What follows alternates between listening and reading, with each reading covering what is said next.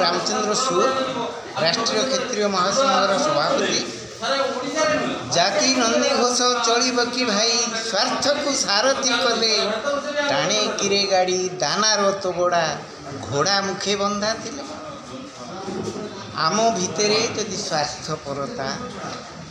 अहमिका अहंकार इत्यादि रहिबो ताहले आमे केबे आगु को जाई परिबा नहीं किंतु आमे जदि समस्त स्वार्थ को त्याग करी जाति पाई निजको बलिदान देवाई आगे आसवा ताहले निश्चित भाव रे ए क्षेत्रीय संगठन टी दुर्बार संगठन ने परिणत हो पारिबो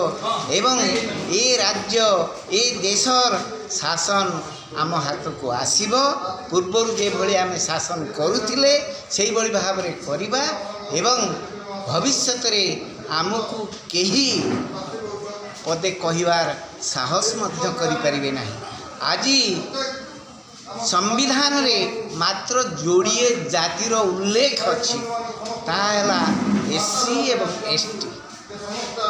ता व्यतीत अन्य कौनसी जातिर उल्लेख संविधान में करा जाय नाही या ठारो दुखर कथा आ किछि नाही किंतु संविधान कहूचे आम समस्ते समान आम समान हेले केमिति जेते बेले समस्त को समान अधिकार मिलिबो तेबे जाई देश एक हो पारिबो एवं समस्ते समान हो पारिबो यही समानता आनिबा पाई आज